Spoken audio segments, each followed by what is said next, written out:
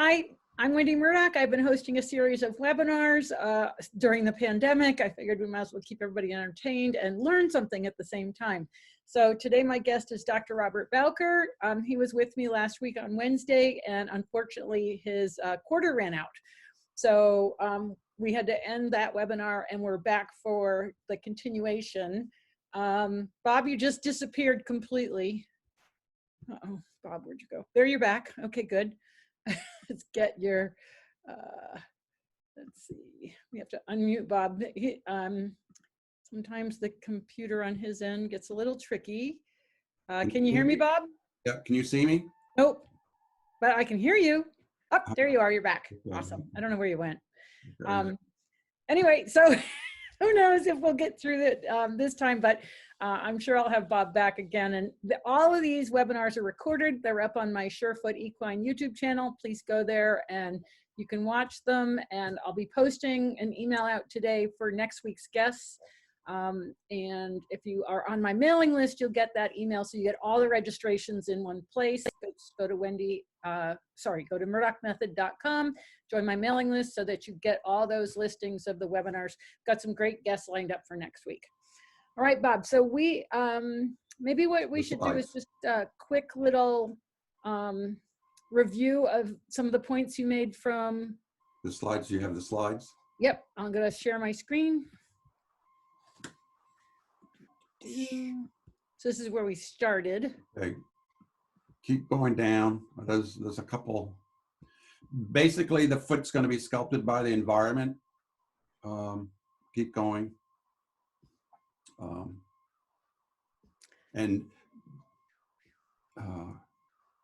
Yeah, this, go back up a little bit. Some people, one more. All right, this foot here. All right, go back down. I'm running Bob's slideshow because we were concerned about his internet not being strong enough. So that's why Bob's telling me where to go. Okay. All right. This here is the foot. When we started out, it had navicular syndrome, was head bobbing lame and all that sort of stuff, and go up one. And this is where the foot went when we were partway done with it and all this sort of stuff. And basically, most of these horses, the toes are too long, so you have to shorten the toe, and you have to bring the heels back to get the frog, so it's kind of kissing the ground, and the central sulcus should be on. And if your foot is not like that, the foot is not fun. Okay, so Bob, we've got a question from somebody who watched the first part, and they're asking. From the last webinar, you want the toe very short, but what about horses with thin soles who get very sore if the walls are short? We have booted her, but trying not to do it all at the time. It's a young mare living on gravel and grass, not working yet. Some people have tried the glue-on shoes. They always say, I've never used that. They always say that gets the sole to be a little bit thicker. But I don't know of anything that, other than that may get the sole thicker. All of these drugs and that sort of stuff doesn't seem to work. I've never seen it work. So it's just, what's the cause of a thin sole, Bob? It's I think the growth is just slowed down or stopped from going towards the ground. Because sometimes it'll be wear, but I don't think most of the horses are wear. I know there's a seasonality to it. My horses have got a thin sole, and I know they're not wearing the sole thin and all that sort of stuff. So it's just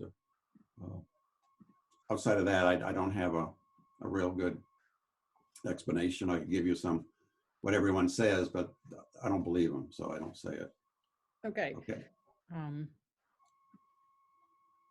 So somebody's asking if the sole is thicker or just thicker because it isn't exfoliating from ground pressure.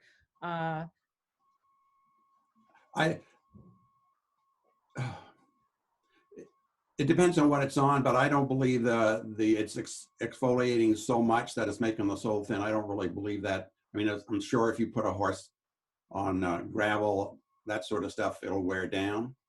But most of these horses are saying most of these horses are not like that. Okay. My horses, they get a thin sole, but I know they're not. They're just on grassy pasture, and I know they're not wearing excessively, and it usually comes back within 2 to 3 months. Okay. All right. So let's go on. Let's go on. Keep going down. Okay. We haven't got to where we left off, so Nope. keep going. Just if you can turn your camera that little bit more to your right, then we can actually see your, yeah, there you go. Now we see your whole face. Okay. Yep. All right. This picture here is where we started. This is a navicular horse. And what you see here, you have a very long toe. This, oh, the crenna, I'm putting my arrow there. You can't see that. The little crenna, the little divot there. Yep. When you see that, the foot is too long. The toes are too long, okay? And as you come up to the rear of the foot, you see the central sulcus. The central sulcus is open at the rear part of the foot. And when you see that, the frog is not working right, because the central sulcus is, the frog stay on the opposite side of that is pointing towards the bony column. That means the frog is not really working. So, okay, and what this is happening here, this foot, oh, that foot where the sole is, you have to trim it such that it goes backwards and the frog is moving forward. And this, on the right-hand side, it's the same foot 6 to 8 months later, okay? And you don't touch the frog, and you see the frog gets bigger without touching it, and as the central sulcus is coming down, you can't see, it's closed at the back part. Move your arrow just a little bit up, there's a little, right there, that's the closure of it. So it's it's getting there, but it's not there yet, because what you see at the toe, where the blackish grayish area is and the rough part, that's where breakover is. So we haven't got a full growth of the hoof out at this point, and the horse is sound at this point, whereas before, instead of walk, he was head bobbing lame. So, and he's not on any drugs or medication. Okay, keep going. This here is for them feral horses, and what I like about it, two things. You see the 2X and the 1X. I've always used this, and it's not a bad indicator. If you measure the length of the coffin bone from the toe to the end of the palmar process, that should be twice as long as it is from the palmar process to the heels. Okay. With that said, and most of the navicular horses, the coffin bone is kind of 2X, but the palmar process to the heel is kind of 0.5, 0.6. It's much smaller. So it's a good idea, even a radiograph, you can tell us something wrong with it. And what you see on this radiograph, where you come around the heels and it kind of goes up and it goes to the proximal part of P2. There you go. In these navicular horses, it almost comes straight across. Okay, so when you have more like this. Halfway on the heels, then come straight across towards the navicular bone. Oh, here. Yeah. So the top portion of the pastern is not filled in. Okay. And again, when you start to see these changes, the foot does, the tissues in the inside of the foot are changing. Okay. And I like the dirt plug because you see where the dirt plug is, and this is a live feral horse standing on a block. Okay. Not tranquilized and all that sort of good stuff. Well, he's coming out of anesthesia, but we got him. But where the breakover is, it's kind of it's shorter than the toe, but it's like 6 to 8 millimeters in front of the tip of P3. Oh, that's just a general what a decent foot should look like. And Gene Overnick and Bara Page and I did this early 1990s, and it's still true. So it's just, in my opinion, I use it all the time, and it seems to work. When I see this on a radiograph, I know what the problem is. Okay, keep going. Okay, this here is you should know this when you see where the DDFT is. Yep.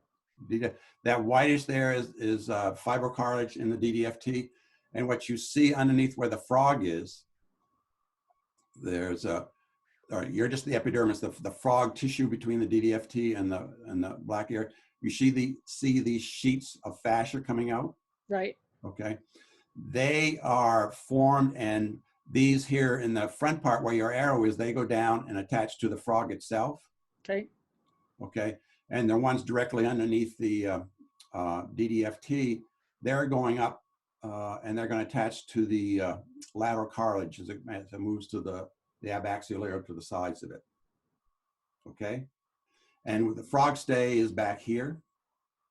And this Uh, fascial sheets from here, these go up to P1 and P2, as well as P3. okay, so this area where I have my arrow now, Yeah, right? it's quite large, but there's fascial sheets all the way around there. Okay. So these fascial sheets form the internal skeleton of the foot. And the point being is they don't like compression. If you have boots or whatever, there's a number of these therapy boots that have a frog insert. It creates a lot of pressure. And what it's doing is creating pressure here because it compresses the vessels and all that sort of thing. So the frog in the back part of the foot that likes tension. Okay, when it's under tension, the P1 and P2 are kind of straight, and these ligaments become tight. Okay, then they're actually supporting, encouraging blood flow, negative pressure, and all that sort of good stuff. Okay, so far so good? Yeah, I think so. Okay, all right, keep going down. I'm trying to get to where we were. Yeah, we're getting close. Yeah, this here is a navicular horse. This is typical of what I see. You see P2, P3 in the navicular bone. Where one arrow is on the navicular bone, there's a hole there in the navicular bone, a cyst. Where the arrows are on P3, you can see the impar ligament is going to be inflamed. There's actually pathology in there. Where the top arrow is, the bone underneath that will be more osteoporotic than in a normal horse. And where that's a needle, that is exposing, there's actually erosion of the P3 where the impar ligament is. And you can see that on radiograph. Instead of having where the end of the DDFT is, where's your arrow? Right. Don't fall asleep. I was just at, yep, end of DDFT. Keep coming down further. Right, there's a little white area, just back, or from there to up to where the impar ligament, that should be a straight line along that bone. Okay. But it go along the bone.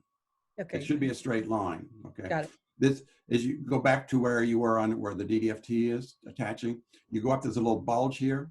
Yep. That's the flexor tubercle. Everyone thinks it is normal. It's only normal on those horses that have a long toe. So I don't think it's normal. Okay. Okay. And when they start to have this degeneration in the navicular bone, when you, instead of being flat, you can actually see the moth-eaten appearance of the coffin bone where the impar ligament attaches to the P3. Okay. You can see that on a radiograph. So there's a lot you can see before you get too carried away. All right, the frog here and the digital cushion, the fascial sheets in this foot are starting to disintegrate. What you see is just pieces of them because they're actually deteriorate. So it just kind of looks mushy. It looks mushy. That's a good, and that's what happens. And if you go back up, the previous one. Slide, yep. Slide. This here, if you put your fingers across that, you would actually hear these fascial sheets. Kind of crinkly sound? It's, yeah, it's like you're running your finger over like cartilage or something. Okay. I don't know if people have done that, but that's what it sounds like. Whereas when it's mushy, you don't hear anything.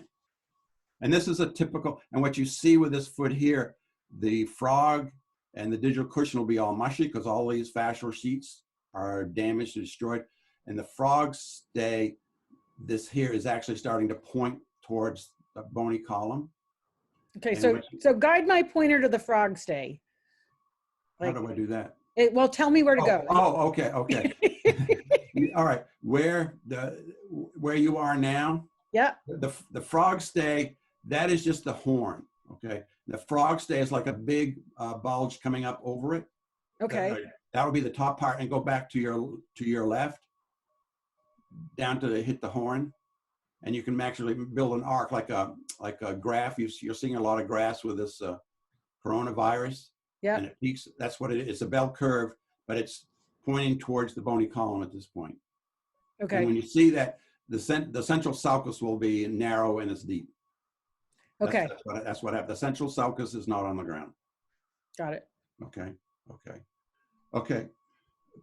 Just keep going. All right. So this is what we're getting close to where we were before. It's I always have this as a pathology because where a lot of these horses, they don't have radiographic changes of the navicular bone, and or even if they do an MRI, they don't have any radiographic changes of the DDFT or the impar ligament, and therefore many veterinarians are reluctant to call that navicular. However, go back up,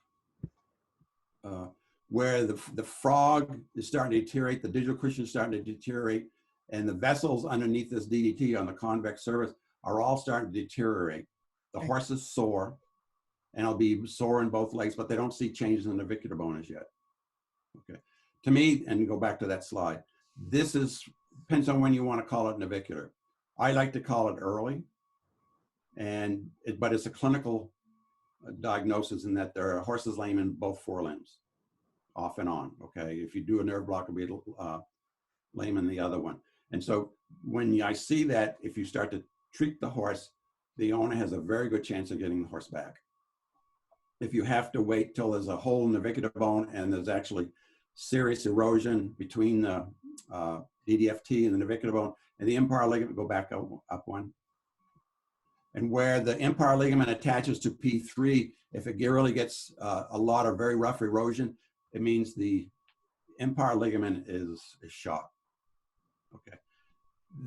When you see that condition, it's kind of the horses are harder to get back to square one. Okay, they're harder to get sound again. That's kind of where I'm at. And so that's why I start early. And I joke about when I lecture is it depends on the client. If the person is understandable and understands what you're trying to do, that's fine. You can call it navicular. If they don't, I'm afraid they might run off the cliff. That's kind of what I'm afraid of. So anyway, to me, it's common sense. But if you have to wait till you have to have extensive damage, there's only certain things you can do to get the horse back. And that's kind of where I am. I'm trying to get the horse back. Okay, keep going.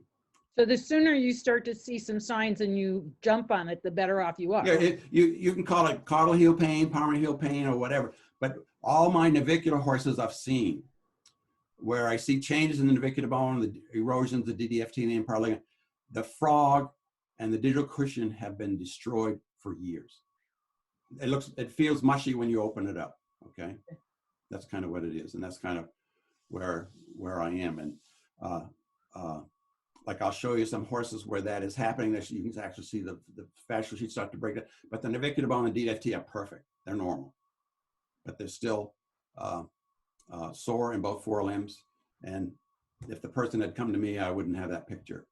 So it's just because the horse is dead. Okay, keep going.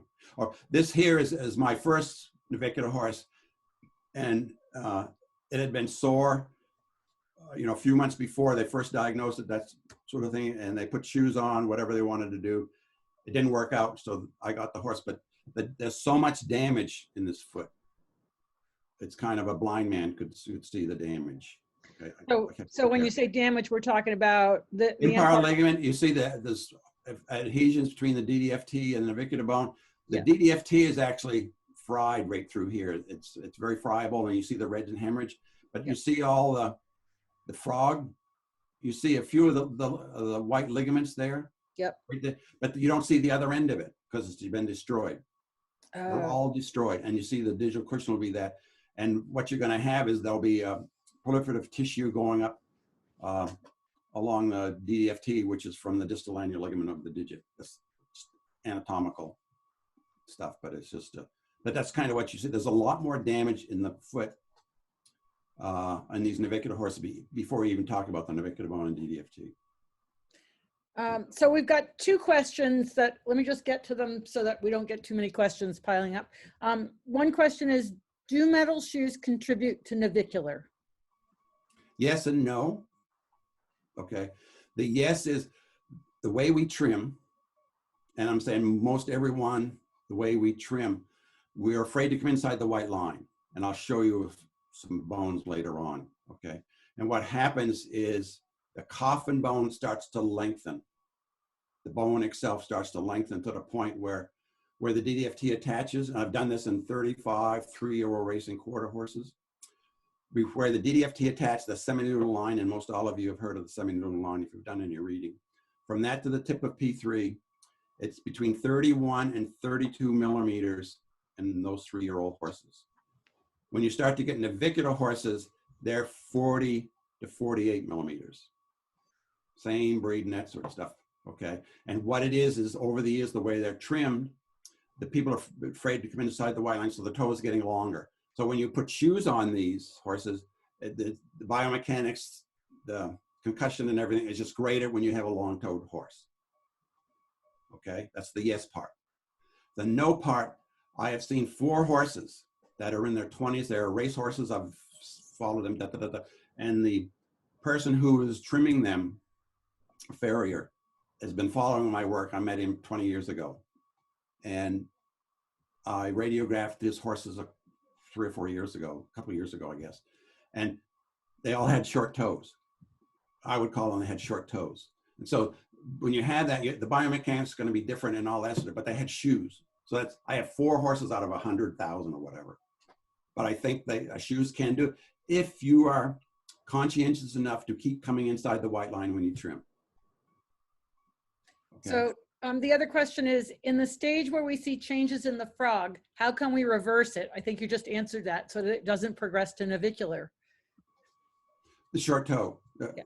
That's kind of the way we started. I think I'll show you that foot again. By beveling the toe and bringing the heels back, you'll get the foot back under the horse without touching the frog.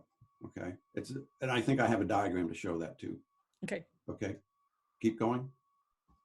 All right. So this is kind of, I did this almost 30 years ago, 25 years ago, that I found in all these navicular horses I had, the lateral cartilage was very thin. And that's what this is supposed to be. And what it is I mentioned those fascial sheets that are underneath the DDFT that go up and attach to the lateral cartilage. What it is, these ligaments that are attaching there are destroyed such that the hyaline cartilage of the lateral cartilage is very thin and the fibrocartilage is gone. That's why these lateral cartilages are very, very thin, okay? And the vessels there's fewer vessels and all this sort of good stuff, okay? And the frog is destroyed and all this. But this here is just, when I did this, it's still true today, even though I did it 30 years ago, 25 years ago. And I didn't know what I was doing then. That you still find that the lateral cartilage is quite thin, because what you see is the ligaments that are attaching there are destroyed.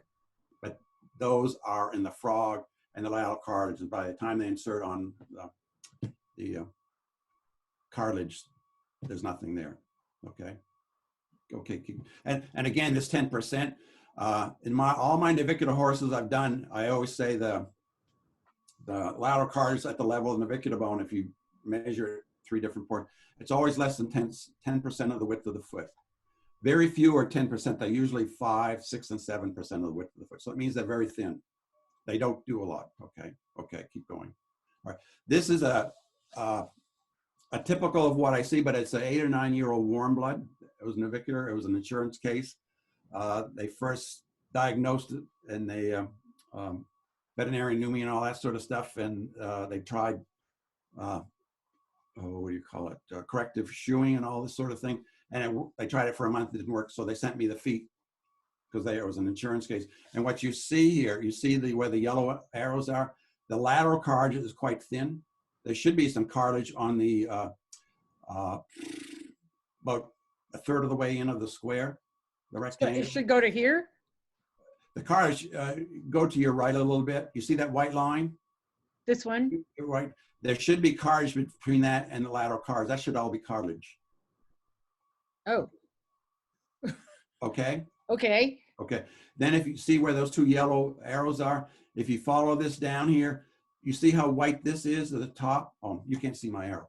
No. You see how white the cartilage is at the top? At the bottom, it has a more grayish cast to it. Because what it is that cartilage is absorbing water. It's starting to be destroyed.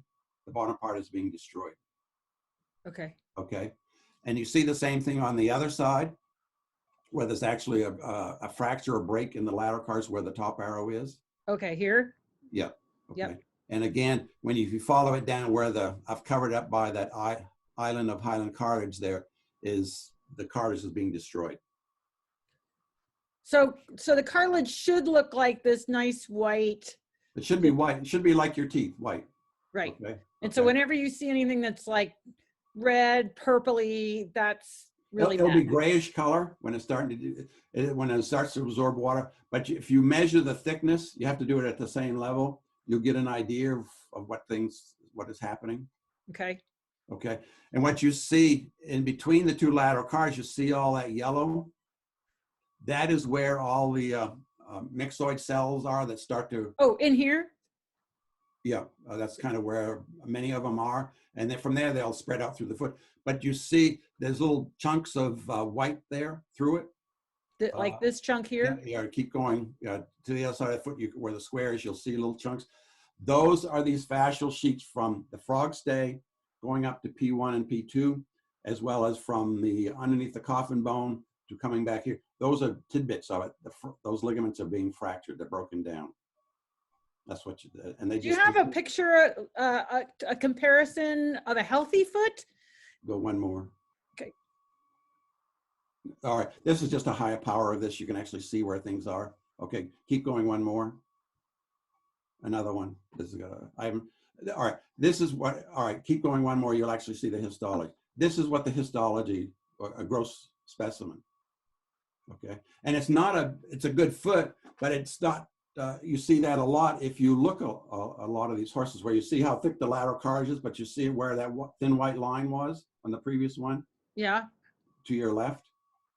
Should I go back? No, you keep to your right now a little bit. Yeah. Right there. That there goes up, attaches to the lateral cartilage. That should be fairly thick. And there's vessels in there, okay? And you see where those yellow arrows were on the right-hand side. Keep going over, keep going a little bit more. And follow that down. You see how white the cartilage is? Oh, yeah. It's white. It's pretty much intact. And again, most of these horses, navicular, all these diseases that everyone knows about, they're not black and white, okay? There's a lot of gray here, okay? But this is not a bad, I would like to have my horses like this. I always say that, okay? And what you see here, you see all these white streaks going through that. Those are the fascial sheets that are intact, that are coming from the coffin bone. So all these sheets here and those are that flexible skeleton inside the coffin, inside the frog and digital cushion. Okay. And it's intact. If you go back up now, no, a little too far. Keep coming down. All right, you see this here. The frog stay is in the right-hand side. You see all the yellow there. Yeah. And you just see tidbits of white. Those fascial sheets have been destroyed. You just see parts of them. Okay. Okay, and that's what, because what it is, when they're destroyed, they will start to break up and disintegrate. That's what happens to them. Okay. And that's why it's turned into mush, because those fascial sheets aren't there. That's a good pathology term. Okay, mush. Yeah. And you see where the hypodermis arrow is? Yep. That's starting to deteriorate because it's quite thin. And when you look under the scope, you'll see just tidbits of fibrous tissue there. It should be quite thick. Okay, keep going down now. Okay, when I did this stuff 25 years ago, I found all these good horses, and I didn't know they were healthy feet. And I measured this lateral cartilage and all this sort of thing at the level of the navicular bone, and that was if you measure the width of that, front and back, add the two together compared to the width of the foot, it was usually 25 to 36, even somewhere up to 40% of the width of the foot. Whereas the navicular horses were 5, 6, 7%, always under 10. Okay, so the back part of the foot really does make a difference. And that's why, to me, as I mentioned, whenever we met last, what's today? Is it Monday? Wednesday. Today's Saturday, isn't it? Yeah. Okay. Yeah, we met on Wednesday. Okay, is that the back part of the foot, to me, is still the most critical part of the foot, and I believe most of the blood going to the foot should go through, is what Mother Nature wants, is designed to feed the frog and digital cushion, which is contrary to everybody else in the world. So, okay. Right. Okay, so we've got a few questions here. One is, can side bone, especially in the back feet, be reversed? Yes, it can. And it's the way that you're trimming and that sort of stuff. And I haven't done enough because I had this one client I was working with, all this sort of good stuff. What I liked about her, she was anal. She took radiographs of her horse every 6 months, and she did. So I got 3 years of radiographs, and you could see the lateral cartilage that has been ossified, and it was, say, the entire from the lateral aspect. You got this ossified cartilage. It's all white, bony, and if you within a year or something like that, it disappeared. But then it came back because they reverted back to what they were doing. And you have to remember, it's not real bone. It's just calcification of the cartilage. That's why it can kind of come and go. It's not like the P1 and P2. It's not real bone. Okay. I mean, that's kind of how I view it. Because it'll change, be reabsorbed within 3 to 6 months if things are going right. Okay. All right, we have another question. If there is bruising starting at the coronary band down about 2 inches, is that indicative of crushed cartilage? We're talking about hind feet. I don't think it's crushed cartilage. I haven't really seen those, but there's bruisings usually, between the hoof wall and the cartilage. There's a lot of vessels that are there, veins. I would think it's be more than that before I call it crushed cartilage. Okay. I've never seen one, so that's kind of, but I don't, yeah. Okay. I don't put my foot in my mouth too many times. Let's go on. Okay, yeah, okay. Keep going. All right, so this is a pretty good foot, and I see this all the time, okay? And if you, what you see is, you see where the yellowish tissue is here in the digital cushion.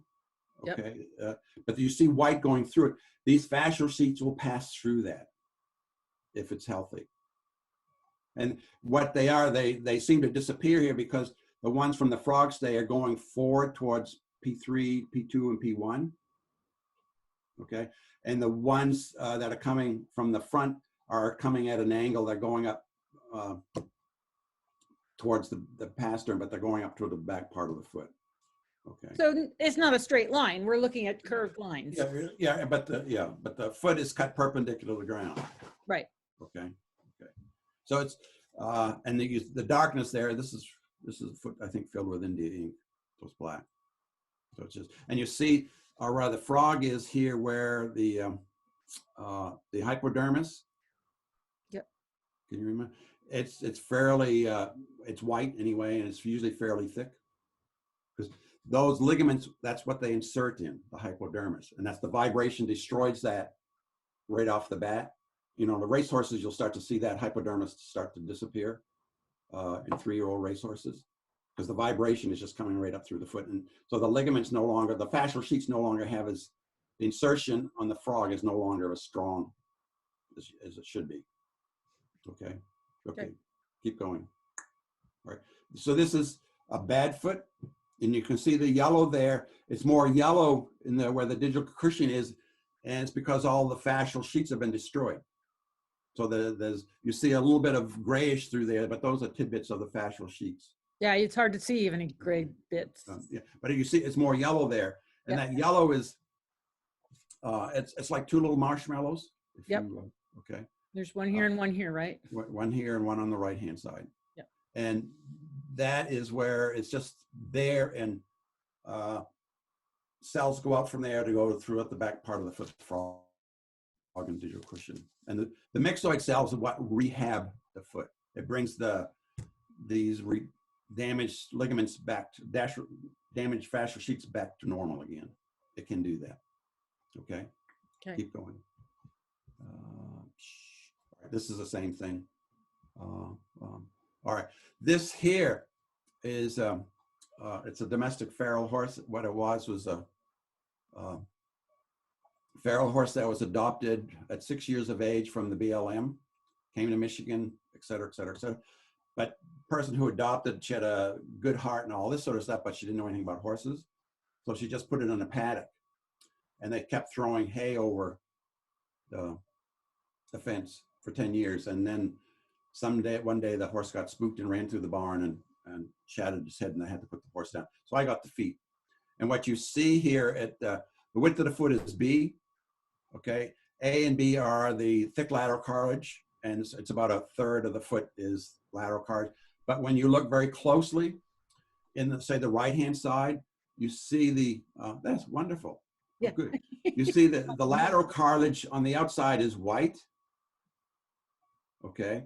On the inside of that, between the A and the inside line, it's more of more yellowish cast. Mm-hmm.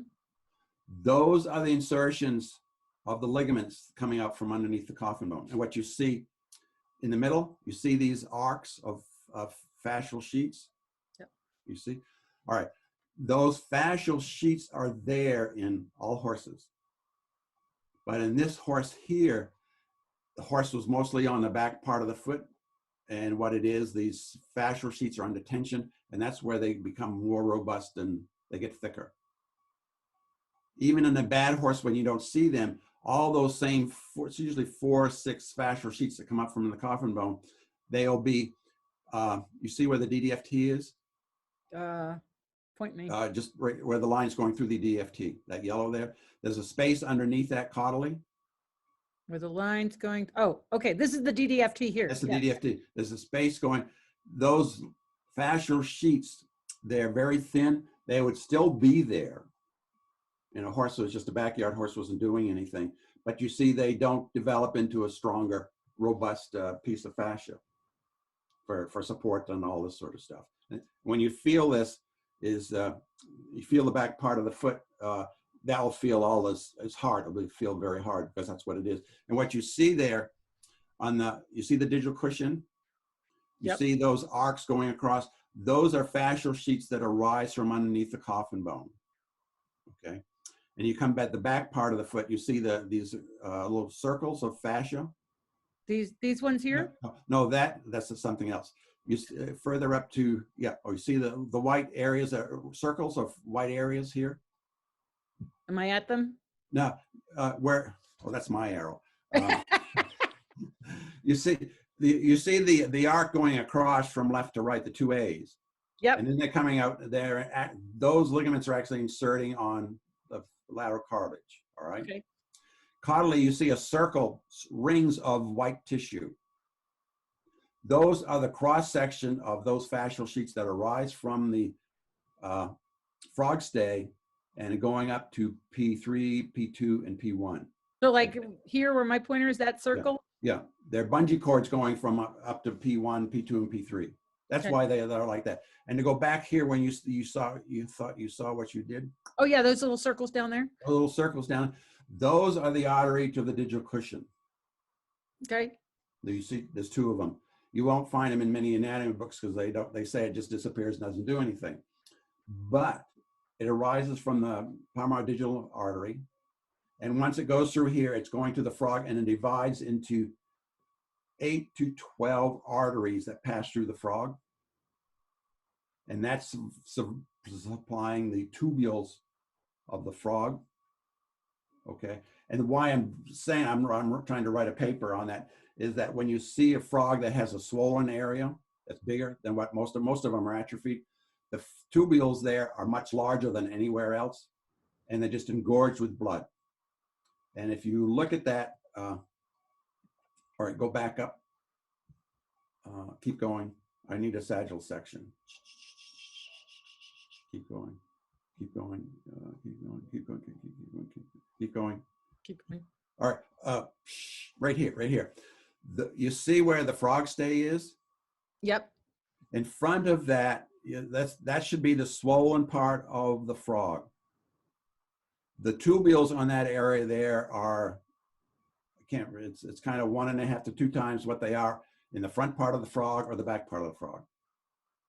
Okay, they're just engorged with blood because all the blood vessel, all the blood goes to the foot is coming through these tubules. And if you look at that, it's directly underneath the navicular bone. Yeah, we can't see it on there. You see the fibrocars in the DDFT? Yep. That means the navicular bone is just above it. So these tubules, that swollen area provides the cushion for when the foot is being loaded. The navicular bone does move down. Now, so far so good. So when this is starting to be destroyed, the vessels and everything start to, I'll just say retract. So the tubules get smaller, because most of the time when you see that, the frog is atrophied. It's not swollen. The frog's not working, basically what it is. And so that's when you start to see greater movement in the navicular bone, and there's changes on the coffin bone as a result of that. And it's just the foot starting to go down the tubes. So basically your frog stay, your digital cushion, lots of fascia, that fascia is going to also support the blood vessels to keep things flowing because it's not getting crushed. Right. And all of that is supporting upward the navicular bone and the back part of the foot. Right. And when you have it, that's why when a lot of people trim the frog, when you trim the frog, it starts to atrophy. Okay. The tubules and blood going to this region starts to decrease. I haven't measured there, but you don't see a lot of blood there. It's not doing what it should be.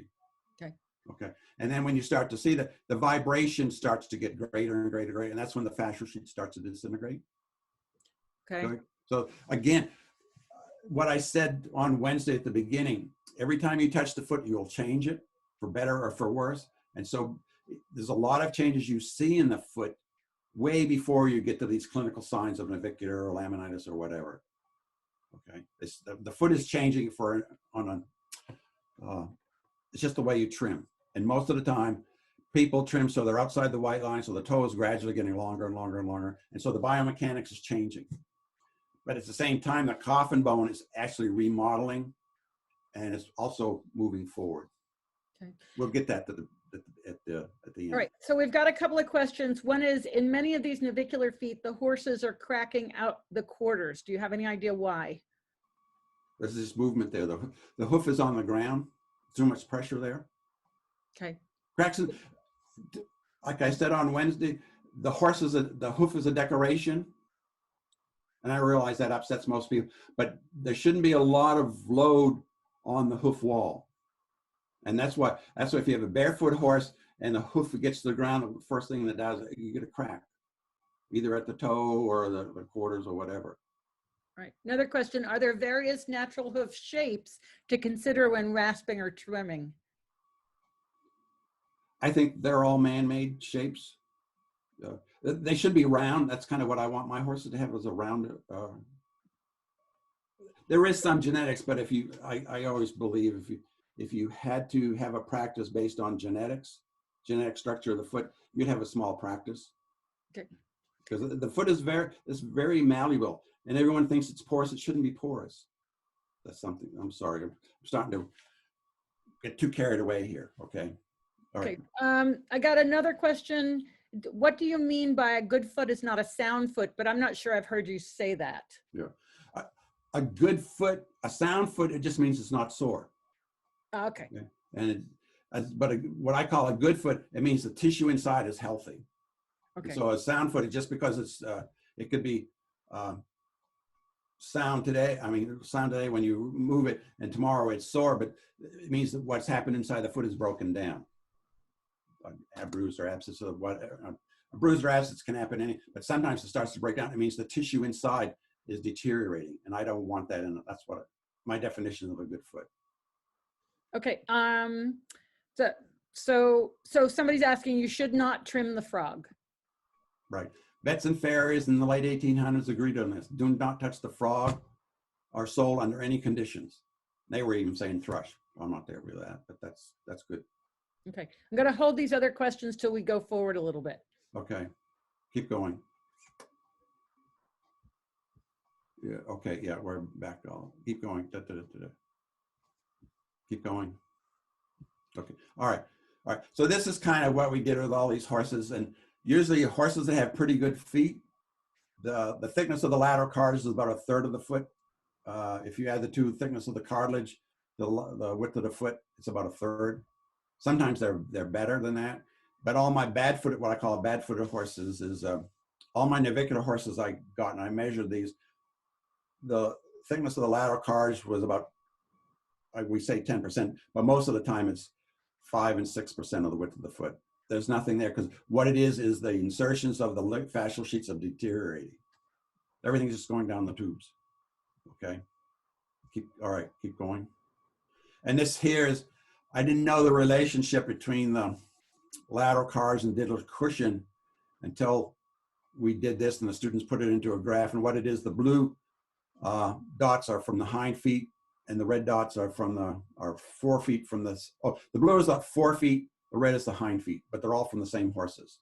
Okay, and then all what you see in the square on the left here is that's where all my navicular horses are. And what it has, we had the scale of 1 to 5 of, it felt like fat, kind of what you have around your waist, to a lot of fiber cartilage. And that's those ligaments start to get thicker and thicker and thicker. It becomes all fiber cartilage, so you can hear it before you can see it. But in my navicular horses, they were all, digital cushion felt more like fat, because what it is, those fascial sheets, I didn't know this way back when, but the fascial sheets have been destroyed. And that's why it feels like you have the fat you have around your waist, okay? And it's just the caudal part of that. That's to go back to the feral horse, that ratio of 2 to 1. When you have this navicular horses, you don't have to go all the way back there, but okay. Hopefully people will remember that from the length of the coffin bone, from the end of the coffin bone to the heels, 2 to 1 ratio. In those good-footed horses, that's because you had a lot of the fascial sheets that are going from the frog stay up to P1 and P2 and P3, they're intact. All right, go up a little bit, another couple slides. All right, here, you see these large bungee cords at the back part of the foot. See how big they are? Yeah. The fascial sheets that are cross-section, they're very large. And what it is, these bungee cords get thicker and thicker and thicker if they continue to be under tension. And that's why the back part of the foot is filling out when you look at a lateral radiograph, if you have a pretty good foot. When you don't, those bungee cords will just be I think somewhere in here I have a thing, they're just a pinpoint. Okay. Okay, keep going. All right. So this is kind of, it's really a kind of a crude idea, but it still works. Where you have a navicular horse, you have the thin cartilage here, and compared to the other side is quite thick. And the near where the bars are and the hoof wall, the cartilage there is no longer as white as it should be, because when it starts to be damaged, it absorbs water and it starts to disintegrate. And that's what you see between the 2 arrowheads. And the ligaments you see in the digital cushion, there you just see pieces of them, because those fascial sheets from the frog stay going proximally, as well as from the underneath the coffin bone and coming back to the frog stay, you just see pieces of them. You see tidbits of them. So things are starting to go as compared to what you see on the left-hand side. Okay, these nice. And to keep going, what it is the central sulcus will be thin. It'll kind of be buried. Quite often these horses will have thrush and all that sort of stuff, but it means the hypodermis around this will not be as robust as it should be, because it's holding those ligaments. Okay, I'm sure I'm losing some people, but all right, this is a slide here. What you see are those thick bungee cords going from the frog stay up to the pastern area. You see how big they are? We're talking about the picture on the left, yeah? That picture on the left. You see that area. Those are those bungee cords that are going from the frog stay and tissue beside the frog stay up to P1 and P2 and P3. What you see on the right-hand side, those bungee cords are, you see pieces of them because they're slowly disintegrating, okay? Yeah. So it's yeah, okay, keep going. Okay. Yeah, yeah. And this here is just to show where these ligaments are. These, and the names are not that important because the Germans, never mind. I'm trying to be polite here because the Germans, they named them and all that from proximal to distal, but they have 0 function. They function from distal to proximal. That's kind of where I'm from. And these ligaments that go from the underneath the coffin bone to come up to the lateral cartilage, and that's the insertion you see here. And this here is going from the frog stay up to. Okay, tell me where we're going. Move my pointer. Or the CPL is those ligaments arise from underneath the coffin bone. Yep. And they come up and insert on the lateral cartilage. Right. Okay. And what you see is that CPUs, those arise from the frog stay and they go up to the pastern. Okay, so then the picture on the right is that navicular horse, and It's we're the not. navicular horse, and you can see how thick they are on the left, but on the right hand, you see these little small areas here. These bungee cords never have a chance to thicken because a lot of times they will coalesce and form a band going across, and that's why you see parts of bands and some are not bands. Okay. It's just, you know, and the black there is just elastic tissue. Elastic tissue does nothing. It just keeps fat in. Okay. That's a joke. Okay. This here is, you see, you're slow. We're slow on the joke. Okay. This here is a typical foot. You see is a long toe underrun heel, and most of them, almost all the horses are like this. They may not be as this exaggerated because while everyone realizes the hoof wall is growing from the coronet, it's also growing from the bars forward. It's a conveyor belt. That's why they get long and everything like that. And when everyone agrees the biomechanics will change. And I've read, I just read certain things from the horse magazines. I get articles from it. They're very good magazines and all this sort of good stuff. But they, many of the feet people say you can't do anything with that to help the horse. You manage it, but they don't know how to trim. Okay. Keep going. All right, there's another thing. I have a pet peeve, and I apologize to Daisy and a lot of other people that are there. They do all these measurements and that sort of stuff, but quite often the measurements are not on real healthy feet, what I call real healthy teeth, because they all have long toes. And basically, they measure the width of the frog and the length of the frog, and it's supposed to be I forget the number, but this one is 48%, but it's the length of the width. But I want the frog to be very, very, very, very wide. Short and wide is good. Wide is important. And what you see when it's narrow like this, you can see the central sulcus is not flat on the ground. And basically, what you see at the back part, it won't be open. Okay. All right. And when I see this all the time, and the toes are too long, and you see where the blackness is on the sole, and you have the white area there, the breakover should be somewhere in there. That's what I want the toe to be. Okay, and it's much further than that. And as I mentioned to you, in these bones, I'll show you that where the DDFT attaches to the P3, the length of that to the tip of P3, and these 3-year-old quarter were always short. It was 31 plus or minus, I forget exact millimeters. All my clinically lame horses is over 40. So the coffin bone starts to elongate. Okay, keep going. Don't want to run out of time here. All right, so this here is just, you know, what I call the philosophy of anatomy. If I always like to diagnose navicular early. If I have a horse that's lame in 2 legs, that reduces it down to probably 1 or 2 things. You can bet money it's going to be some sort of changes in the frog and digital cushion, at least. That's why the horse is uncomfortable. Okay, keep going. Okay, all right. So this here, when you start to see that, you'll see changes in the frog and digital cushion all the time. For years, that's all I've seen. I didn't realize what I was seeing, but that's kind of what it is. Even before you start to see navicular changes in the navicular bone, impar ligament, or the dorsal half of the DFT. Okay, that's what you should. In this outline here, that's where all the myxoid cells are. That's why this back part of the foot can recover. And this here is a 3-year-old racehorse, and I see this all the time in racehorses where you have the navicular bone P3, DDFT, and that distal annual ligament of the digit is there underneath that. But you see the ligaments here that start to deteriorate because the vibration is starting to cause them to deteriorate, to fracture. And many of these horses will be sore temporarily and that sort of thing. In these 35 3-year-old racing quarter horses, 40% of them had a hole in the navicular bone. That's because they had a long toe. Okay. So I've got a question here. Is there an age when the foot would be considered mature and ready to work? Like bones mature at a certain age. Does the foot have a similar? It's somewhere, the 3 to 4 is somewhere in there. Right? I see it. And what it is, everyone sees all the holes you see in there, that I don't want to have that in my horse.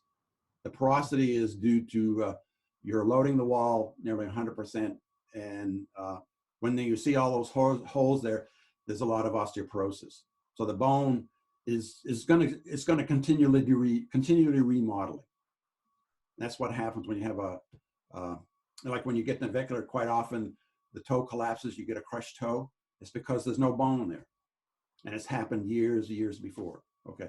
This here's what I've come up with those fascial sheets, and this is what I'm trying to put together, is they're grouped according to how they function. I call them 1, 2, 3 compartments. And in compartment 2, that's where all the blood vessels are. And people didn't understand these before, because no one ever sends a healthy horse to the slaughterhouse or to the necropsy. So all the fascial sheets in this part of the frog where 2 is, they were damaged and destroyed, so they never recorded. They never reported it. 1 is those underneath the coffin bone going up the lateral cartilage. They saw that, and they diagnosed. They saw these that are going from frog stay up to pastern, but they were calling them pastern to frog stay. That's why they're called CPUs. Okay, not a big deal. I was just asked. All these videos are up on the Surefoot Equine YouTube channel. I meant to type in the answer, but I hit the wrong button. So Kate Wilson, you can find all of them at the Surefoot Equine YouTube channel.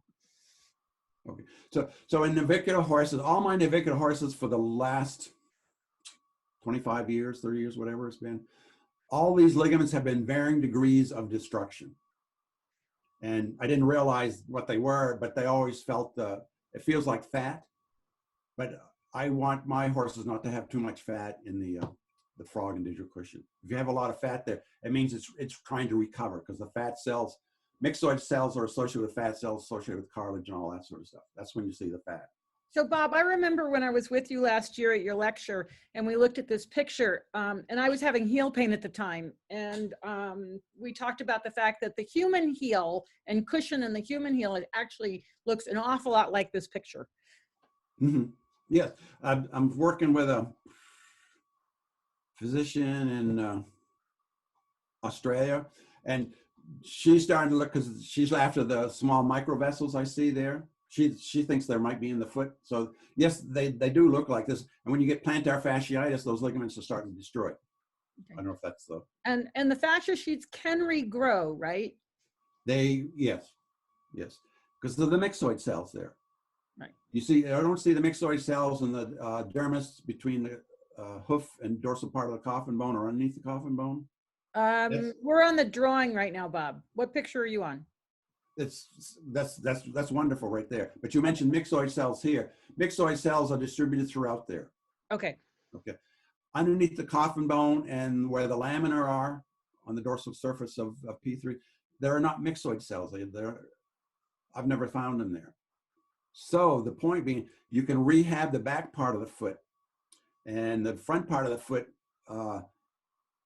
it can heal, but it heals if you cut your finger. Mm-hmm. You'll heal with scar tissue and all that sort of stuff, but it won't rehabilitate like the back part of the foot can. That's kind of, to me, that's the best thing you want to have with what Mother Nature has done. Okay, keep going. All right, so this here is on the left. It's a foot that's filled with Indian ink, so you can actually see the white sheets and everything. The gray there, in between the white lines, that's where there's a gazillions of blood vessels are. And all the blood vessels there, they're special or unique in that they're not capillaries. There's a size of capillaries, but they all have smooth muscle. So they're kind of just, they're resistance vessels, and they actually support, you see where the number 2 is? Yep. That's the part of the frog where those ligaments are destroyed, and it's directly underneath the coffin bone. Oh, yeah. And all the vessels are there. Up in channel 3, you just see the large veins there. They're just capacitance, they're just a reservoir for blood. And so underneath the 2, that's why that swollen part of the frog is you got to have that on the foot. Okay, that's where all the blood vessels are. Okay, keep going. Can you go up a little more? Another picture? Yeah. Are you there? Yeah. Yoo-hoo. I'm here, Bob. Uh-oh. Bob, are we losing you again? Bob, oh, he froze again. Oh no, it happened again. Are you there? Okay. Yeah, yeah, I'm here. You there? Okay, yeah. I thought I'd lost the internet and all that sort of stuff. Yeah, so did I. All right, what you have here, see, when you start to know these fascial sheets are there, you can kind of, basically the lines dictate where they, and you see just above that top red line, Yep. those are dilatations in the vessels, and they're coming out at you. They're going to the lateral cartilage. Okay, so basically, just a heads up here for way down the road. All the blood vessels that are, I'll show you where they are in the frog, this compartment too. They all come together through these smaller, where you see the little circles above that red line. Like all these little dark circles you're talking about? Circle. Those are vessels that are cut on end. Okay. They're coming out towards you, but they're going to the lateral cartilage. And what you see at 3 there, those vessels there are just large veins. Large veins don't do anything. They just carry blood from point A, but they don't do anything functionally to support the horse, decrease the resistance or anything like that. That's what you see there, okay? Okay. So that's kind of what these fascial sheets are organized as. That's kind of what I'm putting together. And okay, so keep going. And what they do is the bottom, if you read the line there, it creates the negative pressure. Okay. Okay, that was written there. This is, yeah, sure. Yeah. Okay. This here, if you really look at this scheme and how it's functioning, it's kind of a modified tensegrity. I just got a book on biotensegrity of humans. And basically what it is, and what it is the frog stay, whoever coined that word, it had to be a couple hundred years ago. And the cords, what you see on a mast of a ship, they're called stay cords.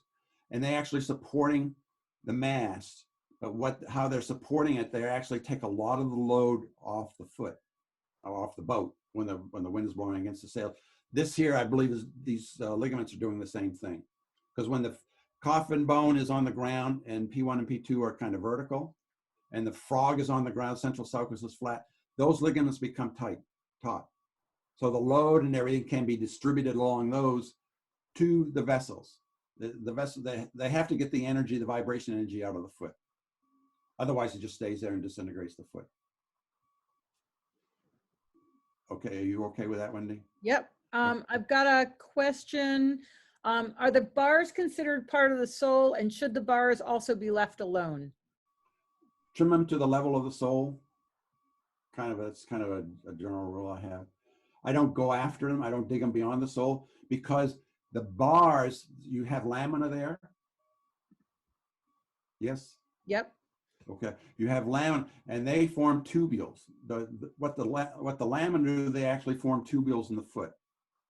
So on the hoof wall of the lamina, that they create. Uh-oh. You still there, Bob? Bob? You froze again, Bob.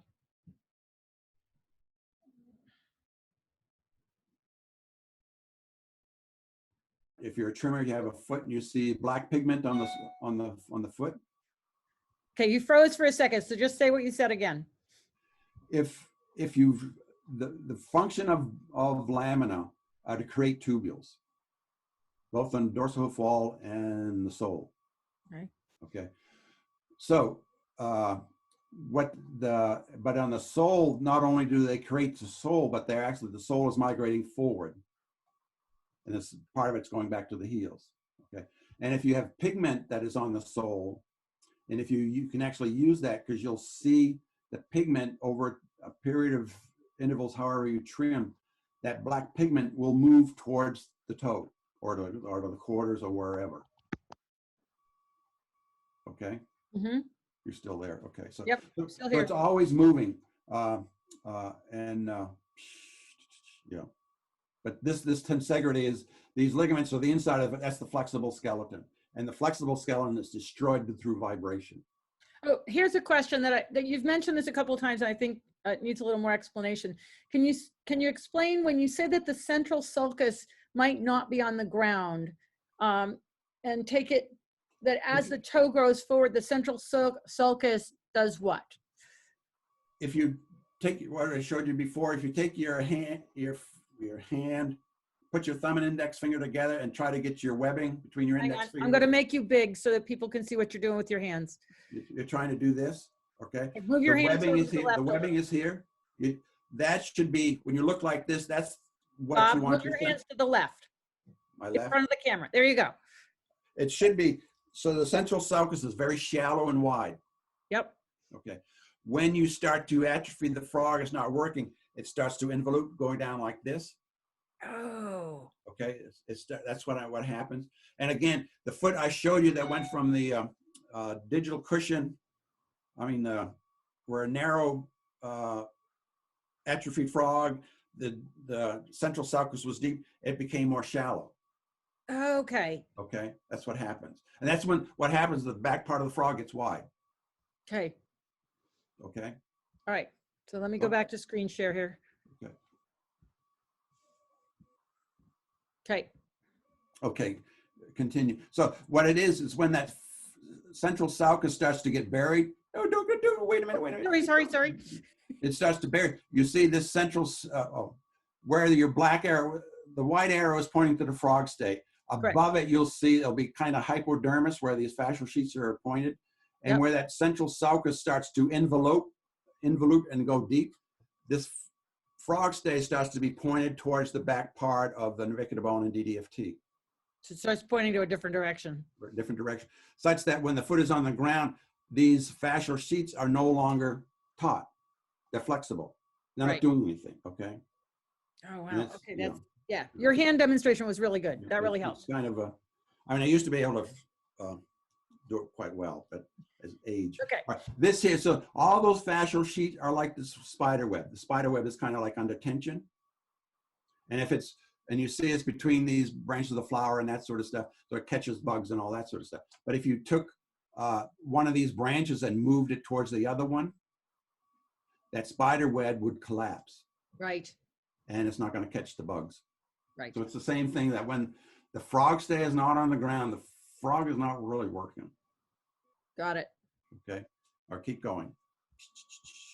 All right. This is kind of what I just showed you before. Okay. Yes. Okay. I'll keep going. All right. This here is the one on the right is what I call a good foot. You got the GDFT, and you see how that white line, those are the insertions of those ligaments that you see in those bands. They're attaching onto the lateral cartilage. Okay. What you see here on the right-hand side, you see these bands to the right of that white line? Yep. Those are fascial sheets that arise from underneath the coffin bone, and they're going up attached to the lateral cartilage. This is the insertion of those ligaments there, okay? Okay. These same ligaments are here. Here where? Between the DD, on the left-hand side, between the DDFT and that wad of tissue behind, there's a dark line there. It's an open space. Yep. That's where they are, but they're like a fraction of a millimeter thick. That's why you don't see them. Okay. Okay. But they're still there. And the lateral cartilage here is very thin on the left compared to the one on the right. Yep.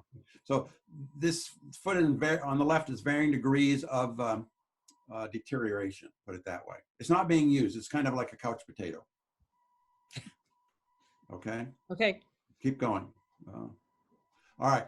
This here, what you have here, you see the light yellow? Yep. Above the blue, but that's that fibrous tissue, fiber cards in the DDFT. Okay. This here foot has been filled with India ink. India ink goes through all those vessels that are a fraction of a micron. There aren't too many vessels that small, but it gets through everything, okay? And what you see here, you see the white streaks or yellow streaks going from the right side of the foot, the right side of the picture to the left side of the picture. Yep. Those are those fascial sheets that arise from underneath the coffin bone, and they go attached to the frog. And the black there is where all these vessels are. Most all these vessels are going to be directly underneath. You see where under the navicular bone. Yep. And so when the foot is on the ground, the navicular bone, it does move up and down. This acts as a cushion to it. And when you start to get navicular, these fiber sheets are start to destroy it and the vessels start to deteriorate. years before you start to get clinical signs. Okay, keep going. All right. When you look under the microscope, go back up one. You see all the black here. It looks pretty enormous, but if the next slide shows, when you look under the microscope, what you see on the left-hand side is most of these vessels are going to be, they're under 25 microns, but most of them are 4 to, I'll just say 8 or 9 microns. They're not capillaries because they all have a layer of smooth muscle on them. They're resistance vessels, think of it that way. They're swizzle sticks, I always call them swizzle sticks, because fluid going through them is going to provide a cushion for the navicular bone, but it's also going to dissipate energy. And go back one. Remember, you see all these black here, that's where all these swizzle sticks are. Where you, on the right, left-hand side, you see they start to get larger. Yep. The yellow. These here are vessels starting to coalesce and they're going out to the lateral cartilage. Okay, so that's kind of, so the blood is going through this part of the foot, okay? Keep, all right. On the right-hand side, if, oh, sorry. There's our swizzle sticks. The swizzle sticks, what it is, there's 500 sheets, pictures, but it didn't transfer to you in PDF. It just shows you how many vessels are. That's why I say a conservative estimate, when I say there's a gazillion vessels, there is a gazillion in this part of the front. He just froze again.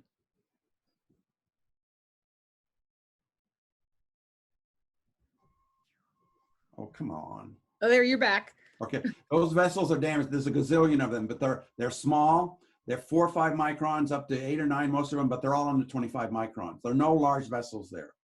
Okay. Okay. But they all have layer of smooth muscle. Most all of them are smooth muscle. All right. So this here is what you have. This is a clinically lame horse, navicular. But you see the navicular bone is pretty good. The DDFT is pretty, but you see the ligaments here are damaged. Yeah. And you see this frog stay here is pointing more forward, and it's damaged here. It's just the way it's been cut. But the central sulcus, bottom of the central sulcus is here. This is all central sulcus. That's very narrow. And so and this here, you see there's actual hemorrhage here. We're at the toe there, yeah. Oh, I'm sorry, yeah. Is at the toe and the left side. And if you follow on the convex surface of the DDFT, instead of being a crispy line, it's all moth-eaten because all the vessels there are damaged.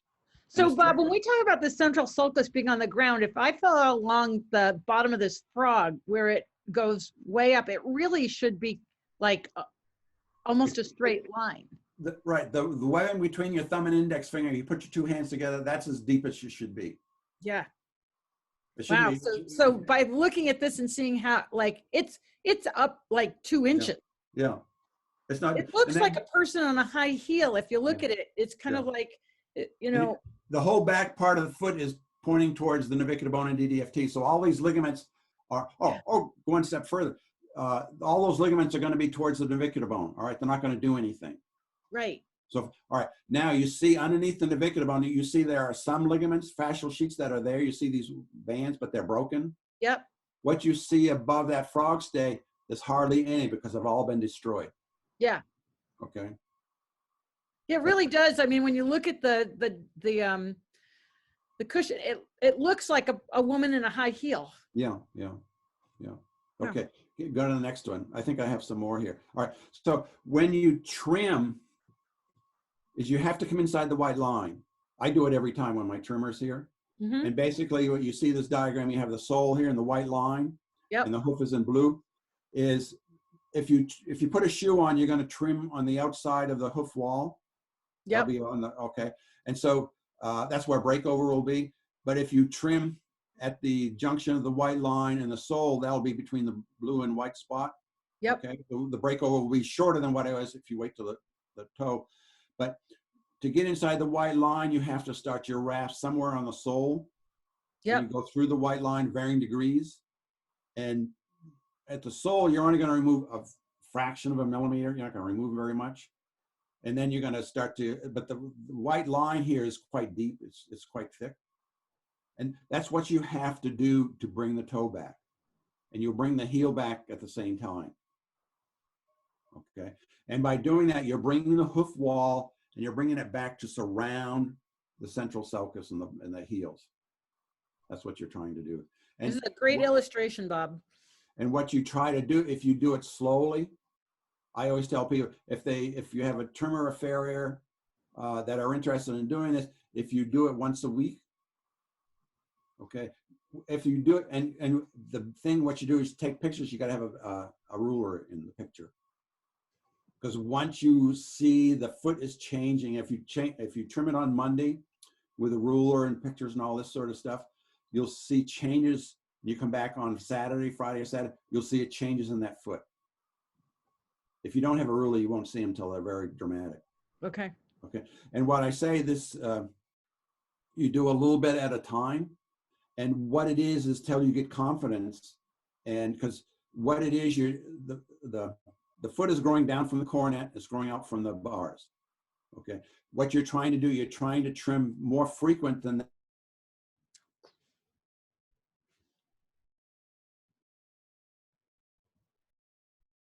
We'll just see if he comes back. You're not going to gain anything. There you go. You're back. Okay. Okay. But if you come in, do it more frequently, you'll be able to bring this foot back inside the white line. And what it is, the hoof is going to be underneath the bony column. And once you're underneath the bony column, then you'll pick your time that you want to trim it, 3 or 4 week intervals or whatever. But if you go back to 6, 7, 8 weeks, the hoof is going to get long again.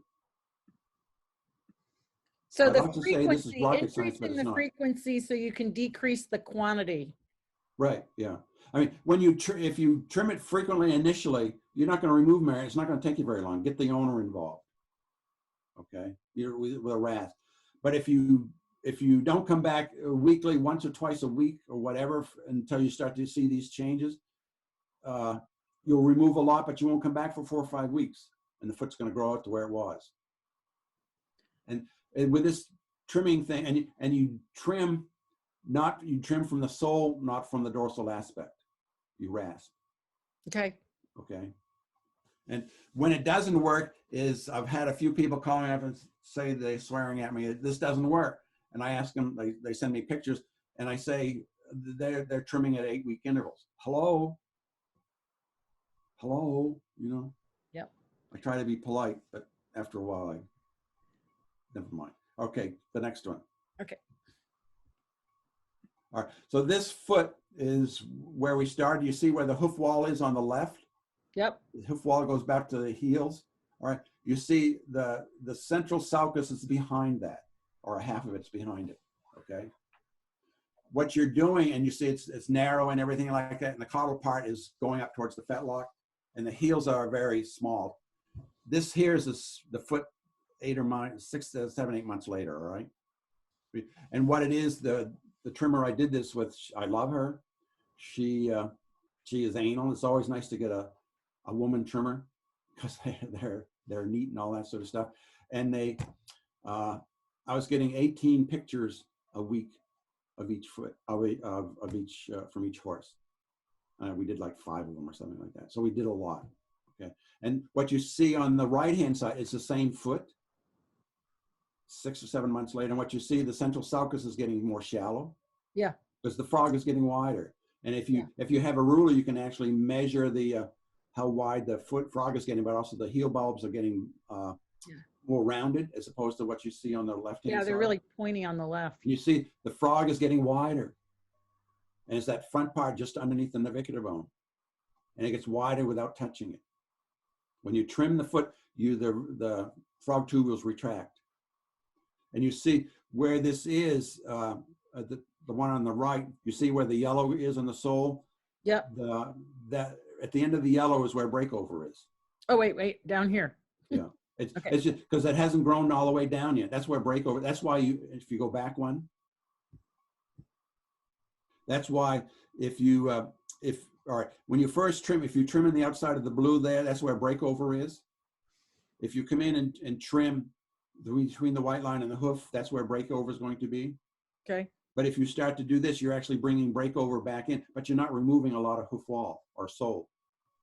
And you've done a lot of benefit for the horse. And when you're doing that, the tissues in the inside of the foot will change, but it's also allowing the foot to heal at the same time because the biomechanics are changing. Okay. Okay, keep going. All right, this here is that same horse. This is the beauty of a ruler. This is in May, and 6 months later, where we're trimming, the black line and the white line are the same length, and you see the toe is getting shorter. Wow. Yeah, that's really obvious. With a ruler, you can do. If you don't have a ruler, it's just kind of, I don't agree with you, you know. And you see where that ridge is on the inside. That's where the foot is trying to tell you where the breakover. They want the foot wants the breakover, but you wants it even shorter than that. Eventually, okay. Okay, keep going. So this here. Slide here, you can see the frog will get bigger and all that sort of stuff, and people will measure, and what you want is a very wide frog, kind of a short frog, but you want it to be swollen in the middle. Okay, so here in this part, that's swollen, it swells up. And there was Bracy Clark 150 years ago that was saying the same thing, but he was just kind of scoffed at. He wasn't believed. But that's where all the blood vessels will be, in the tubules. Okay, this all right, keep going. And all right, this is the nerves. Yep. Go down a few more. I have the bones there. Keep going. Do I have the bones in there? Keep going. Keep going. Oh, all right. Get where the bones lie. All right. This is out of order. It's okay. What I've done since the last couple of years since I've left the university, as I was leaving, I was sent 35 3-year-old racing quarter horse feet, okay? All from the same state, all this sort of thing. And then, and what I found, what you have on the lower left is a 3-year-old quarter horse. You see how short that toe is? You see where there's a little divot halfway. The extensor process is quite large here. Wait, point my pointer. Go up top to the top part of the foot. No, that's the ridge, keep going up. That's the extensor process of P3. Okay. Okay. And if you come back towards the caudal part, the back part of that bone, right where your arrow is, there's a little divot there. Yep. That it's a hole here. You're on the bone. You're on the articulation surface. Oh. That is where the collateral ligaments are of the coffin joint. Yep. Okay. Now, and you also notice where the palmar process is quite short here, but if you look here, that's see, back here, right? On the downside, yeah, down towards the ground. Oh, here. There we go. Okay. And if you go forward there to draw a line perpendicular to the extensor process, keep coming forward. All right. In that area, that perpendicular line to the back part of the foot, there's some small micropores. All right. You can just barely see them. Okay. There's what I'm getting at is everyone tells you that the coffin bone is unique because it should be very porous.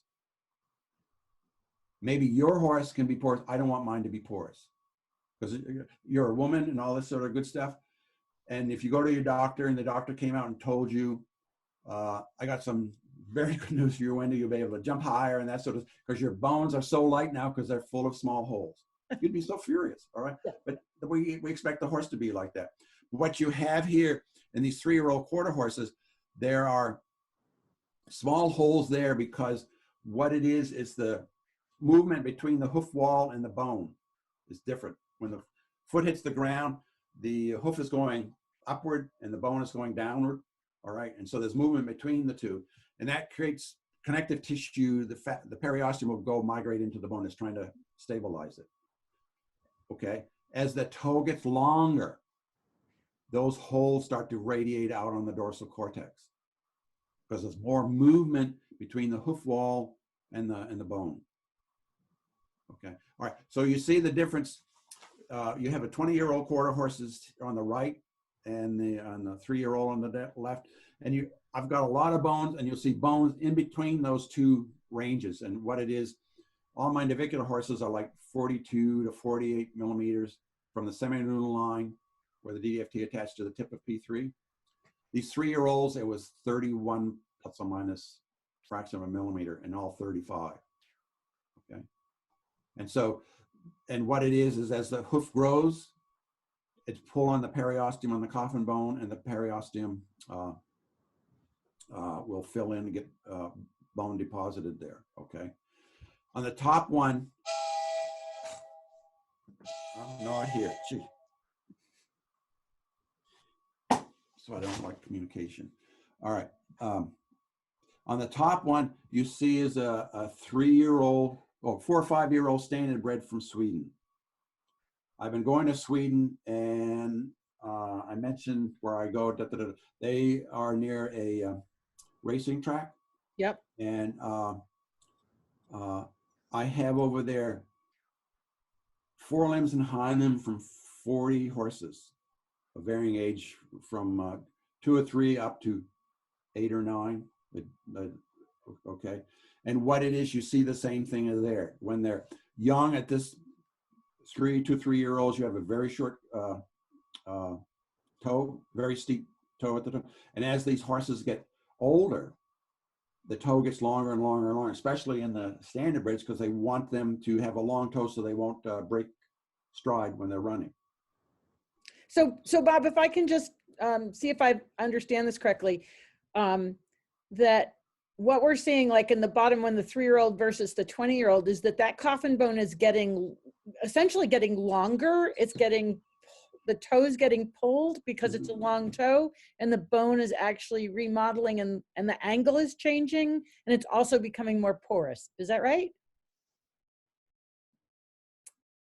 Bob, you froze again.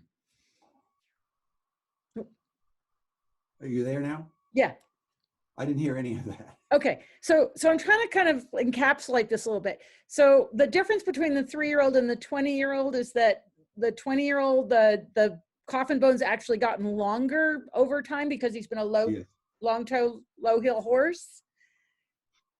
The trim, people who trimmed the horse, they were trimming to the white line. Okay. And it's not a direct line between a 3 and 20, or it depends, because each one trimmer will do it differently. Okay. So but basically, when we have that long toe, the coffin bone is getting, the periosteum is getting pulled on. You start to get some calcification underneath the periosteum and the bone. Can you go down one? Yeah, can you go down one? Go down one, yeah. You go down one. All right, what you see here is a radiograph, right? Yeah. Okay, you see it on the left where the arrow is a slipper toe, okay? Right. What it is, it has a long toe on the hoof. And that long toe is pulled out the periosteum a little bit, and so it's elevated. From, if you draw where you see the coffin bone coming down straight. Yep. Okay, and then that periosteum has been pulled out 3 or 4 millimeters. Yep. And if you come back in a year, you won't see that slipper toe, because all of that underneath where the tip of the slipper toe is to where the dorsal cortex is all filled in with new bone. So the toe of the bone is getting longer. So it's literally remodeling a longer toe on a longer coffin bone. It's the whole coffin bone is remodeling, because it has to change. Right. And that's why I've been saying for the last 5 to 10 years is these coffin bones have varying degrees of osteoporosis. And it is, but it's because they're constantly remodeling. And if you go back up to those diagrams, those bones there, what you see here where you see the collateral ligaments, the little depression where the collateral ligaments are. Yeah. You froze again.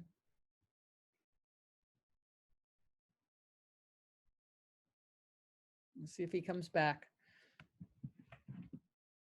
It's amazing that we had over an hour of constant, and now suddenly we get more freezing.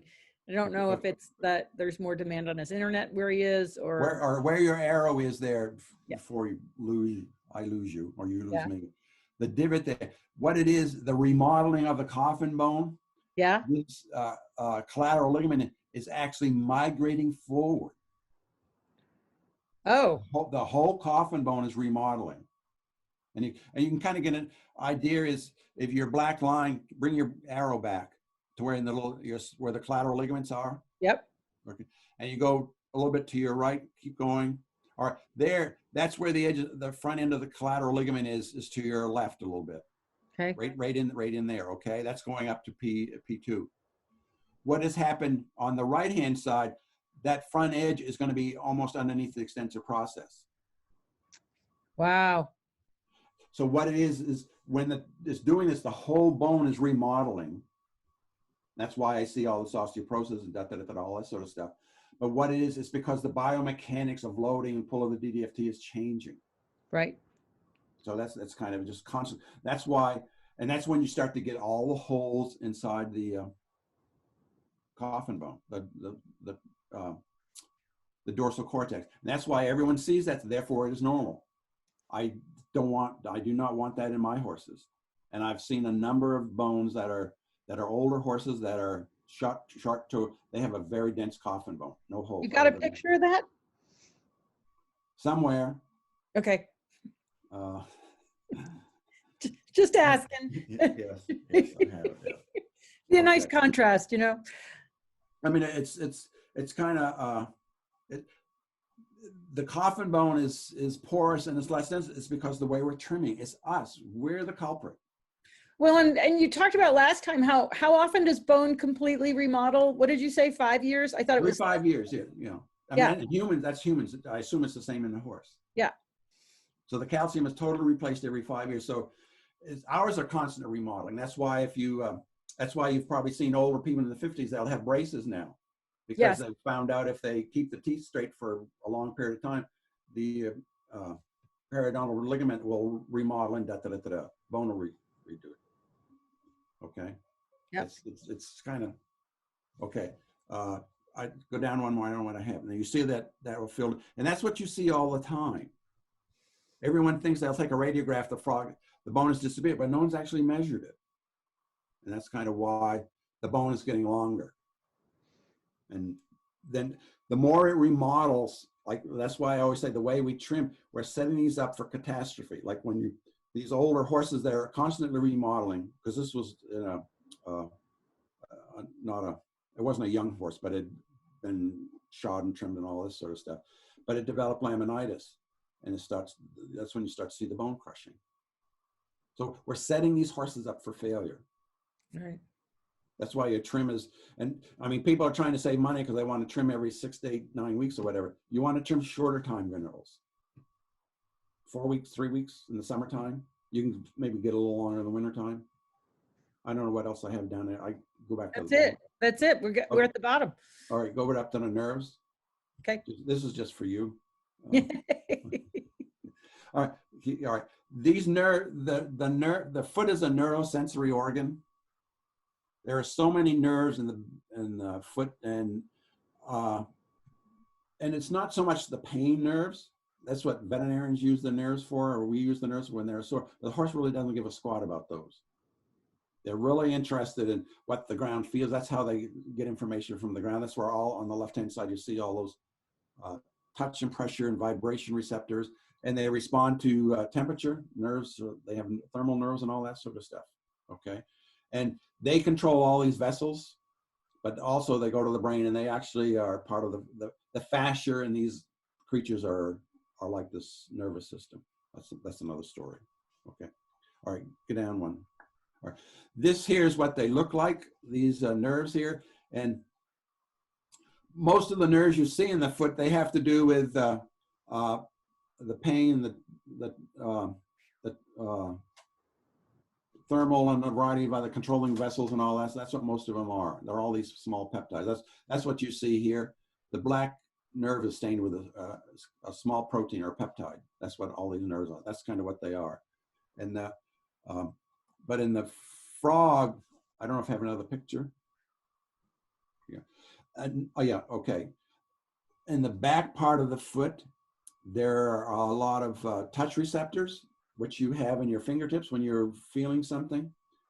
The foot has those same receptors, those are Merkel cells, and they have Golgi tendon organs, I think it is, they're in the tendons, but there's also their pressure and tactile in the foot. I've found them, but I haven't had time to do anything with them. But they're there. And so this foot here, this is my wife's horse a number of years ago.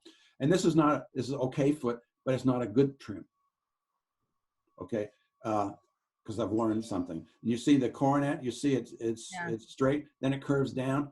Yeah. The central sulcus is not quite on the ground when you see that. It is now, because being a rocket scientist, I figured out what to do, so I do that. And what it is, when they're on this surface here, there's a hard surface. Horses don't like to be on hard surfaces. And when it is, it's like when they're on hard surfaces, you have a smaller surface area of loading. And when you do that, it creates greater pressure on the inside of the foot. So the greater pressure, the vessels all start to constrict. Okay, and that's kind of what happened. And I think the next picture shows that. All right, this here, this is Doppler ultrasound we've done. I do it with a veterinarian from California. This is measured at the palmar digital vein at the level of the fetlock. And what we did is you take a horse, lift one leg, and you're recording on the down leg on that cement block. Okay, and what you see here, when the blood is going forward in the vein, it's going below the line. And you see there's on the left-hand side, there's blood going below it, but you see there's areas where there is nothing. Right. When you see that when you've double loaded the leg, that when it's not doing anything, it's the same pressure as the vascular pressure. So blood is not going past that probe. And then if it builds up, it'll start to go back again. And what you see here, it's going backwards because the pressure inside the foot is greater than the blood pressure coming down. Okay, that's kind of what this means. So it's going backwards when it's below the line and forwards when it's above the line? Reverse. It's going forward. Its vein is returning to the heart when it's below the vein. Okay. But when it's not, on the left-hand side, you don't see anything. It's because the pressure inside the artery, inside the vein, and the pressure inside the foot is the same. Right. So blood's not going anywhere. And you see on the right-hand side where it's going above, the pressure inside the foot is greater than what's in the vein. So it's going backwards. Okay. And that's because you're double loading this foot on a hard surface. Okay.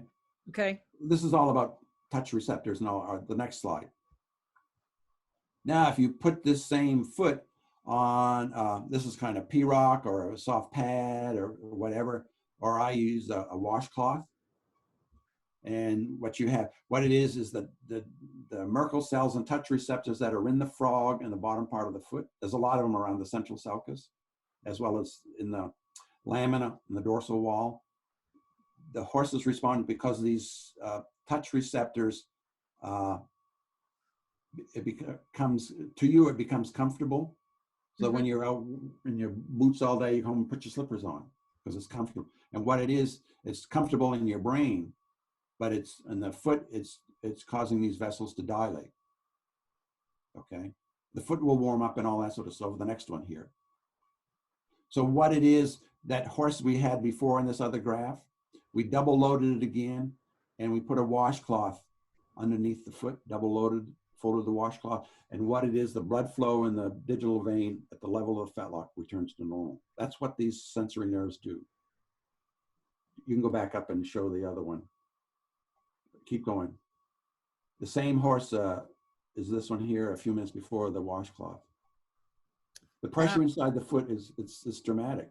And this here, the blood flow returned to normal pressures and all that. The vessels dilate. All those small micro vessels that I showed you before, these swizzle sticks, they all dilate because they all have layers of smooth muscle around them. And so I'm losing my thing here. So it's just it's all these vessels are dilating, so you get more perfused. The tissue is being more perfused. Okay. Right. More vessels are dilating, but it slows it down when it's doing that, and so it warms the foot up. So we're getting into like winter laminitis. When you have a horse on hard surfaces, the vessels are constricted to begin with, and then the other thing I'm finding is that many times in these horses, everyone's aware of with metabolic disease, insulin resistance, the ACT and the insulin affects the vessels, constricts it, and all this sort of good stuff. But in all these horses, depending on how you're trimming, the actual vessels underneath the coffin bone are damaged and gone. That 8-year-old navicular horse I showed you is there are no vessels underneath the coffin bone in that horse, because the vibration and everything just destroyed him. When I say no vessel, this is under the microscope.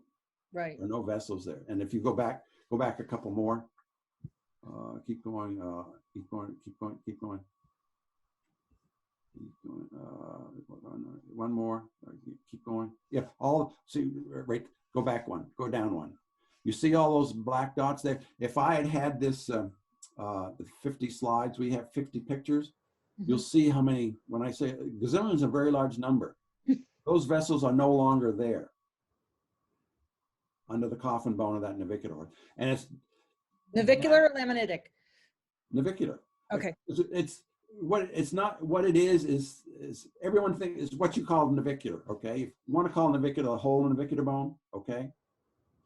But you have a lot of other damage, just regular damage in how the foot is being trimmed and experienced in life. So the frog and everything is destroyed.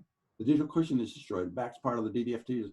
The coffin bone starts to lose its bone, and the vessels underneath the coffin bone start to deteriorate just because of the vibration. You're hitting the foot with a hammer every time the foot hits the ground. But we don't call that part of navicular. That's fine. But there's so much other damage here. That's not the problem. So this horse in the wintertime, he could get cold feet if the temperature dropped. Because what it is you no longer had the mechanism for keeping the sole of the foot warm. And that's why they get cold, because the cold comes through. The sole horn doesn't really do anything. The cold goes right through that. And if you don't have any vessels there, it goes right to the bone. And that's painful. Right. And I've lectured before, and somewhere I have pictures where there's a gelatinous plug on the bottom, gel pad, that's underneath the coffin bone and goes back part of the foot. It's all proteoglycans and all that sort of stuff. In a healthy foot, that is 5 to 8 millimeters thick. In a horse with laminitis, it's a fraction of a millimeter because the tissue has been damaged. But it's been damaged before it got laminitis. That's why the trim is so important. If you keep a short toe and don't touch the frog, you'll have a pretty good foot. Yeah. And then all these other issues. That's why I mentioned on Wednesday, we pigeonhole these diseases. Okay, navicular is not related to laminitis, not related to winter laminitis, all this other stuff, but they're all related. That's why the inside of the foot is so gray. You know, when you're trimming, you're changing, you're affecting everything else in the foot. And this navicular horse is, that's not part of navicular, but there's so much damage in that foot. It's like hitting the foot with a hammer every time it hits the ground. So I've got a couple of questions that I think relate to this. Somebody says, so what's happening with the blood flow in a foot with shoes on? All right, the pressure inside the foot's going to be higher. So the blood vessels, initially, the blood vessels are going to be the same before you put the shoes on as you put the shoes on. But what it is, they're going to be constrict a little bit. So the blood flow through the foot's going to be going faster. Okay? Right. That's one thing. By the way, if it goes faster, you don't get as great a perfusion of the tissues. Okay. So some of the parts of the foot are going to be less well perfused. That's why a shod foot is going to be colder than a barefoot horse. Same foot. Okay? Because there's less blood perfusion and that sort of. Then when you throw in the cold, it's going to get worse. And when you start to have a lot of damage to the sole, that's when you start to get the soreness in the foot with winter laminitis. So if somebody was going to have their horse in shoes, but they adhered to the trim and went back to the white line, we'd essentially have a healthier foot, even though we had a shoe. I didn't hear the beginning of that. If you have if you come to the white line, yep, over a period of years, the foot's going to get longer. Okay? But if you come back into the white line and use a shoe, you have a chance of keeping the foot healthier even though you have a shoe. Right, and that's based on one farrier and four race horses that raced when they've had shoes all their life. But he's the only one in the world I've ever seen. So okay. So it's 4 out of 100,000. Yeah, I mean, then somebody's but that's why I think it's possible. Yes. Yeah, somebody's saying, what about horses that have been treated with osphos or Tilden and older horses? Will you still see bone remodeling? He's When frozen. you put that osphos in, Yeah. I assume so. But what it is, if you can shorten the toe, the bone will remodel. Because with no one has ever shown me anyway that the osphos, I believe, is a osteoclastic inhibitor. Yeah. The osteoclasts are the cells that chew up the bone, and it's supposed to be inhibited. But no one's ever shown me that the navicular and all this is due to an increase in osteoclastic activity, because you don't really see them. So it's more degenerating type thing. Well, and don't they find with people that it interrupts the natural process of the bone, and the bones actually get weaker because you're not having the breakdown and build up like normal bone? That's what I've heard. Okay, with that in humans, Yeah. my wife has rheumatoid arthritis, and her dentist said, do not ever take that, because that, I don't know if they call it osphos, whatever it is. But what it is, they're finding out in humans that when they give people, women, especially with rheumatoid arthritis and all this sort of stuff, the mandible loses all its calcium, the teeth fall out. Jeez. That's how dramatic it is in humans. I have a veterinarian. So yes to your question. Yeah. This veterinarian is asking, with their radiograph machine, is there a good reliable measurement of P3 that they can measure to monitor P3 shortening, toe to heel, toe along solar margin to the right angle of the extensor process? Question marks. Go back to where the radiograph is. I don't know if it's there. Other way. All right, keep going. All right, here. All right, this is a radiograph. If along where the DDFT attaches and the impar ligament, where you can usually see where there's the angle goes from the coffin down from the impar ligament DDFT to the sole. That is pretty close to the semilunar line. All right, Okay. Get your arrow up there. You Yep. can't see it on you can't see it on this one. That is. So we're going from here. It should be, if you come down, you right through there where your arrow is there. That's a bulge there. That's the flexor tubercle. Okay. And then usually the flexor tubercle on most horses, it's in the dorsal half of where the DDFT attaches and part of the impar ligament. It's on that boundary. And if you come down here, and if you go back to the sole of the bone here, go forward. Right? No, to your left, Oh. You see that white line going backwards? All right, come back here. And if this is a pretty good radiograph, which is not, where it curves up to go up to the back part of the foot, that's where the semilunar line is. And it can give you, especially if you have a radiographs over a time period, you'll be able to see that. The other thing, I didn't get the rest of the question, but the other thing before I forget it, this dorsal cortex here. Point me. The dorsal cortex of the bone. Here? If you come down here, it should be white, crispy. Okay. What you see here, you see that you got the bony remodeling at the slipper toe. You come back up here, halfway up, it's fuzzy. Yeah. Keep going up. Right, it starts right where you are now. It's fuzzy. That means there's more bone loss there. And what it is the cortex is getting more porous. You're losing a lot of bone there, and that's kind of an indicator of something else is happening. Yeah. But I didn't get the rest of the question. Semilunar line to the tip of the P3. I heard that. And I've moved it on now. Bob, we've been at it for 2 hours, so I think that this is probably plenty for today. Okay. I'm sure there's a lot of people whose brains are a little bit tired and need a chance to process. That's the beauty of recording.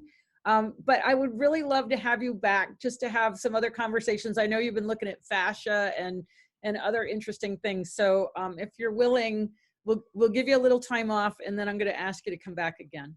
All right. Okay. It's good. Yeah, this is great because, the beauty of this, Bob, is that we're capturing your information and I'm making it available to anybody it'll be posted up on the Surefoot Equine YouTube channel. So everybody just, you can tell people where to find it there. I will post it on my Facebook page, Murdoch Method and Surefoot Equine. I'm going to be putting out an email probably tomorrow morning now because it's getting late.